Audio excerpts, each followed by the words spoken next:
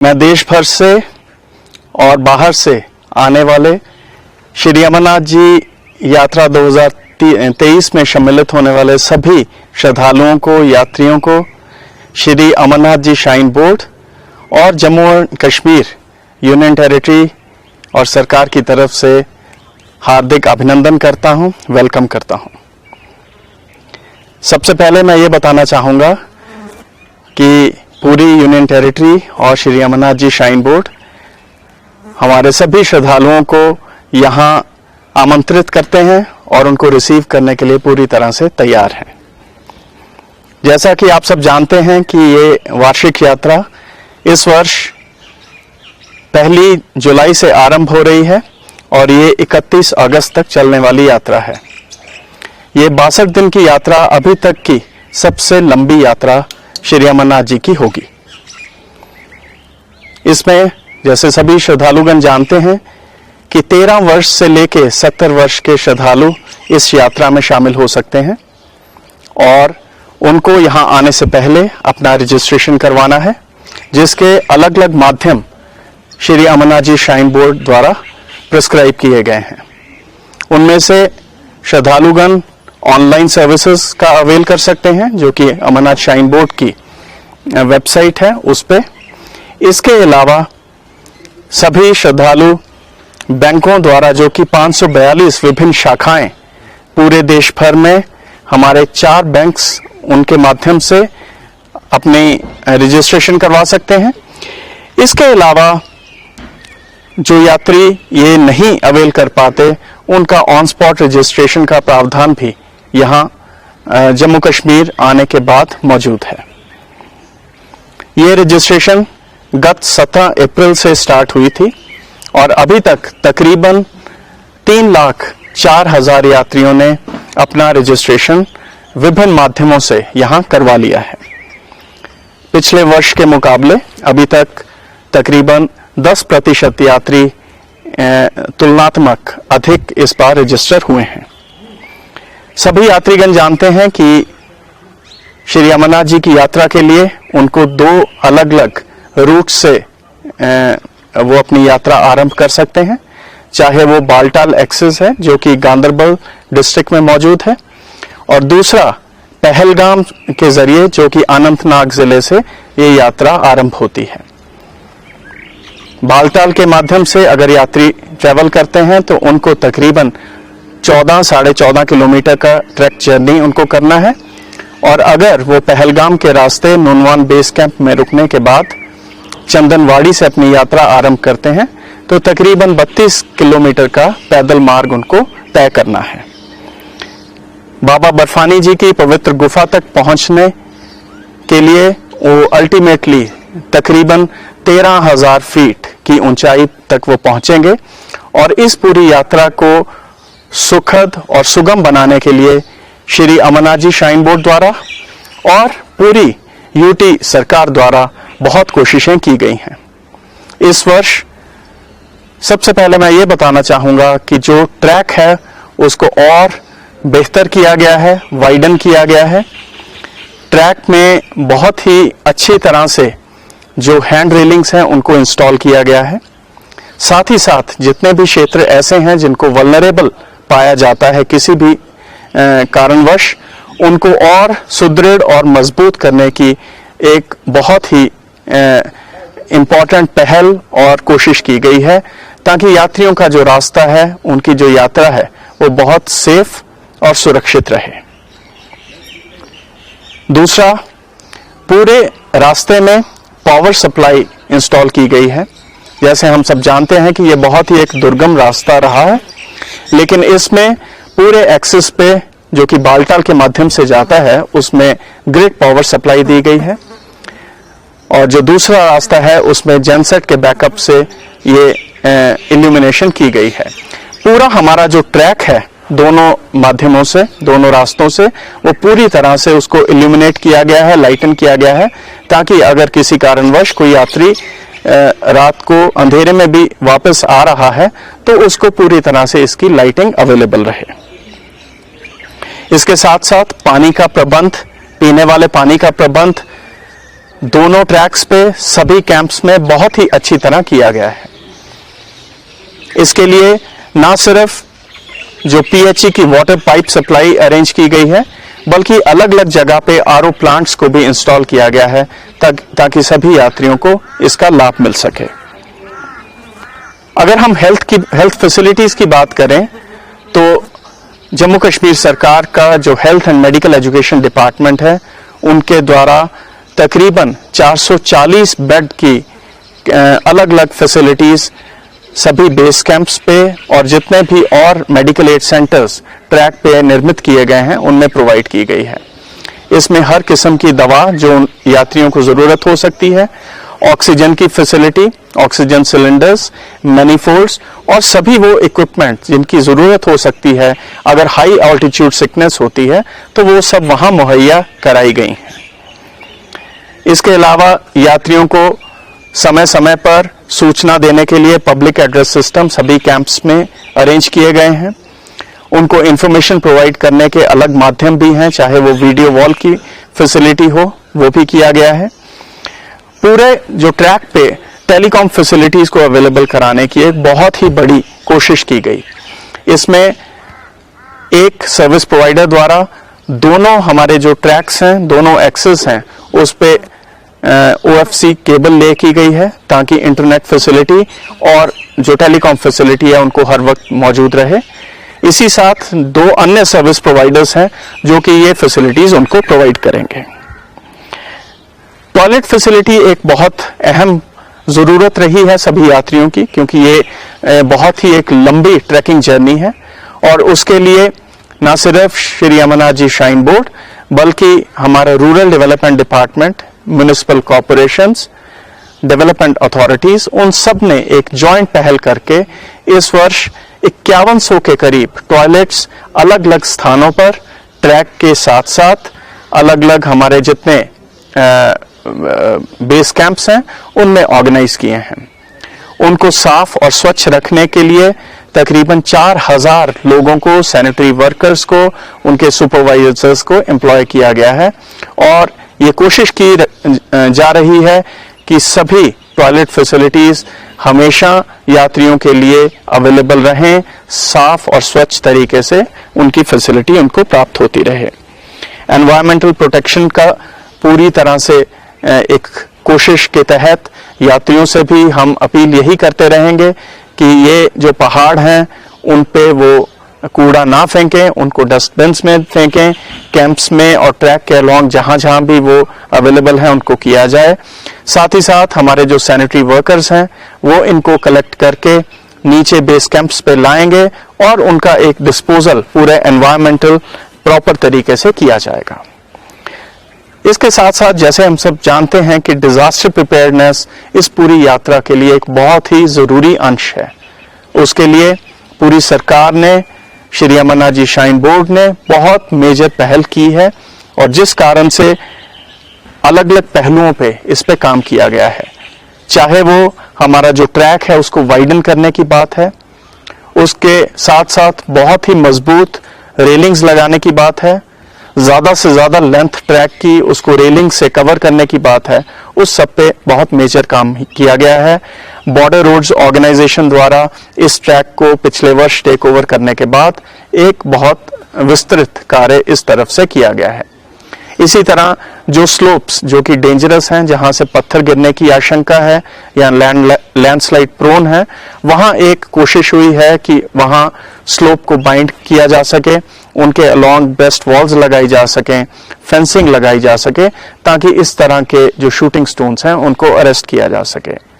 यात्रियों से हमारा यही अनुरोध रहेगा कि जो भी एरियाज ऐसे वल्नरेबल हैं जहां वार्निंग साइंस लिखे जाते हैं, उस ट्रैक को वो जल्द से जल्द कवर करें और साथ ही साथ कॉशियस तरीके से पूरी तरह से देखभाल करके उस एरिया को, उस स्ट्रेच को वो कवर करें।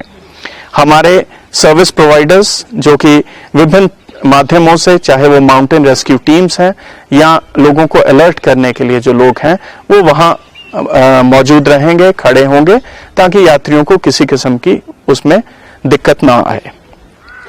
एक और पहल जो इस वर्ष श्राइन बोर्ड द्वारा की गई है वो ये है कि हम यात्रियों के साथ मिलके उनको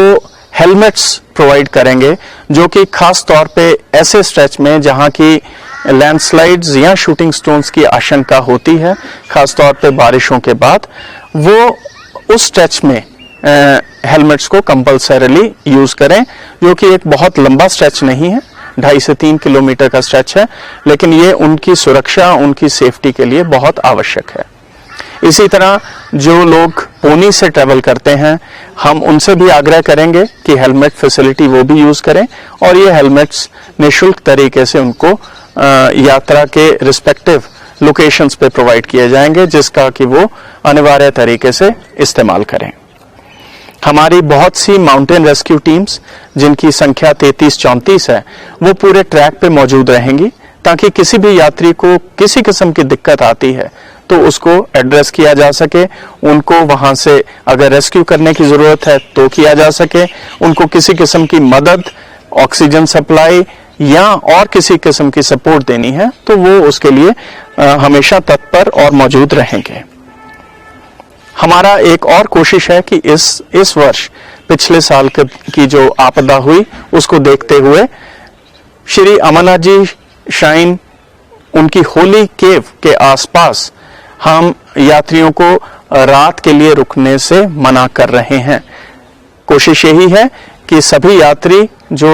अपने बाबा बर्फानी जी के दर्शन करके वापस नीचे के कैंप्स में आए या जो बेस कैंप की तरफ अग्रसर हों, तो इसके लिए उन सबको वहां रुकने की अनुमति नहीं दी जाएगी। और ये इसके लिए हमारा आग्रह, हमारा निवेदन सभी यात्रियों से रहेगा कि वो दर्शन पश्चात जो होली केव के आसपास जो बने टेंट्स हैं वहां ना रहें, वहां सिर्फ सुरक्षा बल और जितने हमारे लंगर प्रोविजंस हैं या कुछ दुकानें हैं वो ही मौजूद रहेंगी, और वो उनको सर्विसेज जितनी देर वो वहां हैं वो प्रोवाइड करेंगे, और उसके बाद यात्री अपने दर्शन उपरांत नीचे आ जाएं, ताकि उनको उनकी जो यात्रा है एक सुगम तरीके से चलती रहे और उनको उतनी ऊंचाई पे रुकने की जरूरत ना हो। हेल्थ फैसिलिटीज, जैसे मैंने पहले बताया, बहुत से जो हमारे मेडिकल एड सेंटर्स हैं, इमरजेंसी एड सेंटर्स हैं, बेस कैंप्स हैं, उनको निर्माण किया गया है। हर एक सेंटर पे डॉक्टर्स और पैरामेडिकल वर्कर्स जो कि पूरी तरह से स्किल्ड और ट्रेंड हैं, उनको वहां रखा जाएगा। इस वर्ष तकरीबन 1700 से अधिक डॉक्टर्स और पैरामेडिकल वर्कर्स की एक पूरी फोर्स वो सभी यात्रियों को इस यात्रा को उनको मेडिकल रूप से फैसिलिटेट करने के लिए और उनकी मदद के लिए मौजूद रहेंगे। हमने इस वर्ष इमरजेंसी हेलीपैड्स उनको भी पूरी तरह से स्टार्ट किया है। कोशिश ये है कि अगर किसी भी कोई आपदा की स्थिति आती है, किसी को इवैक्यूएट करने की जरूरत हो, तो हमारी इमरजेंसी में उन जगह पे हेली लैंडिंग हो सके, ताकि यात्रियों को उस तरह की मदद पहुंचाई जा सके अगर जरूरत हो तो। ऑटोमेटिक वेदर स्टेशन जो कि इंडियन मेट्रोलॉजिकल डिपार्टमेंट द्वारा बनाया गया है, और साथ ही एक डॉपलर बेस्ड स्टेशन जो कि बनिहाल से हर मिनट का जो पूरा ब्यौरा है वेदर का वो रखेगा, ताकि किसी भी सूरत में ज्यादा बारिश या कोई और दुर्गम परिस्थिति बनने की जो आशंका है उसको वो पूरी तरह से कैप्चर कर सके, और उसकी इंफॉर्मेशन सभी अधिकारियों को जो कि डिजास्टर रिस्पांस के लिए वहां मौजूद हैं उन तक वो पहुंच सके और यात्रियों को उससे भी मदद मिल सके। पूरे यात्रा क्षेत्र में तकरीबन 70,000 लोगों के ठहरने का अलग अलग बेस कैंप्स में और रूट्स के अलोंग जितने भी हमारी टेंटेज फैसिलिटी हैं वहां उनकी होल्डिंग कैपेसिटी क्रिएट की गई है। इसका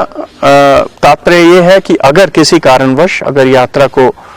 स्थगित या बारिश के कारण थोड़ी देर रुकना पड़ता है तो उन लोगों को बहुत इजीली उन टेंटेज फैसिलिटीज में अकोमोडेट किया जा सके, ताकि जैसे ही वेदर ठीक होगा, आसमान क्लियर हो जाएगा, बारिश थम जाएगी, तो पूरे इकोसिस्टम को देखते हुए उनकी यात्रा को पुनः आरंभ करने के लिए हेल्प की जा सके, मदद की जा सके। मैं ये बताना चाहूंगा कि ये पूरी जो यात्रा है, पूरी यात्रा का ट्रैक है उसको सरकार के विभिन्न डिपार्टमेंट्स, फोर्सेस और श्री अमरनाथ जी श्राइन बोर्ड द्वारा पूरी तरह से मॉनिटर किया जाता है। अलग अलग जगह पे कैमरे मौजूद हैं और उन कैमरास के बेसिस पे हर एक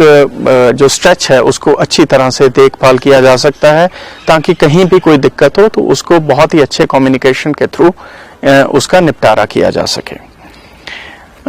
यात्रियों की जो मूवमेंट है उसको भी कैप्चर किया जाएगा।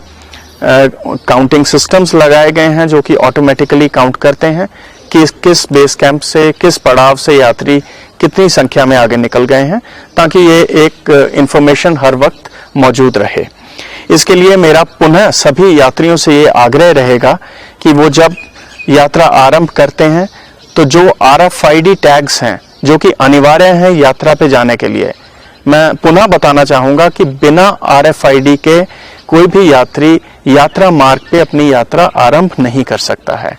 इसके लिए उसको RFID टैग, जिसकी की बहुत ही विस्तृत इंफॉर्मेशन, सूचना यात्रियों को अलग अलग माध्यम से, चाहे वो हमारा श्राइन बोर्ड का जो वेबसाइट है उससे, या जो बैंकिंग फैसिलिटीज जहां उन्होंने अपनी रजिस्ट्रेशन करवाई है उन सब जगह से उनको मुहैया कराई गई है, वो इंफॉर्मेशन उनके पास मौजूद है। जब वो जम्मू कश्मीर में आएंगे तो अलग अलग स्थानों पर, अलग अलग डिस्ट्रिक्ट्स में, उनके पूरे यात्रा रूट पे ये RFID टैग्स प्राप्त करने की उनको फैसिलिटी मौजूद है। और इवन अगर कोई यात्री किसी कारणवश पीछे नहीं ले पाता है तो उसको दोनों बेस कैंप से ये RFIDs मिल सकते हैं, प्राप्त हो सकते हैं। तो इसलिए कोई भी यात्री बिना RFID टैग के अपनी यात्रा आरंभ नहीं कर सकता है। और दूसरा, पूरी यात्रा में वो RFID के जो टैग हैं जो कि एक उनको गले में वियर करना है, वो उसको हमेशा पूरी यात्रा में अपने साथ रखें, गले में टांग के रखें, ताकि उनकी जो मॉनिटरिंग है, काउंटिंग है, कहाँ कोई यात्री किस स्ट्रेच में चल रहा है, उस चीज का पूरा इंफॉर्मेशन अवेलेबल रह सके, ताकि उनको किसी भी सूरत में कोई भी मदद करनी है तो वो की जा सके। अंततः मैं यही कहना चाहूंगा कि श्री अमरनाथ जी श्राइन बोर्ड और पूरी union territory of Jammu and Kashmir की एडमिनिस्ट्रेशन, इसकी सरकार एक पूरे यूनिट की तरह सभी यात्रियों को यहाँ वेलकम करती है, उनका हार्दिक अभिनंदन करती है, अभिवादन करती है और यही कामना करती है कि उनकी जो यात्रा है वो सुगम हो, सुखदायी हो, सफल हो, और जो वो लक्ष्य या जो वो भावना लेके बाबा बर्फानी जी के दर्शन के लिए आ रहे हैं वो बहुत ही सीमलेस और बहुत ही अच्छे तरीके से उनकी पूरी यात्रा संपन्न हो। इसके लिए पूरे कठुआ, जो कि एक एंट्री पॉइंट है हमारा जम्मू कश्मीर का, वहां से लेके होली केव तक हर तरह की फैसिलिटी, हर जिले में फैसिलिटी वो मौजूद कराई गई है। रहने के सभी डिस्ट्रिक्ट्स में जो एन रूट आते हैं, चाहे वो कठुआ है, सांबा है, जम्मू है, उधमपुर है, रामबन है, श्रीनगर में जो पैंथा चौक पे हमारा सेटअप है, और उसके बाद फिर जो सभी बेस कैंप्स हैं वहाँ बहुत ही विस्तृत फैसिलिटीज सभी यात्रियों के लिए की गई है। पूरी यूनियन टेरिटरी, यहाँ के सभी लोग, हमारे जो यात्री हैं पूरे देश भर से और विदेश से आते हैं, उन सब का अभिवादन करते हैं, वेलकम करते हैं और यही कामना करते हैं कि उनकी यात्रा यहाँ सफल हो और फिर वो एक बहुत ही अच्छी भावना लेके, एक सुखद अपना अनुभव लेके अपने अपने घरों तक जाएं। यही हमारी भावना है। एक बार पुनः मैं सभी यात्रियों का अभिवादन करता हूं, वेलकम करता हूं as CEO Shri Amarnath ji shrine board. जय बाबा।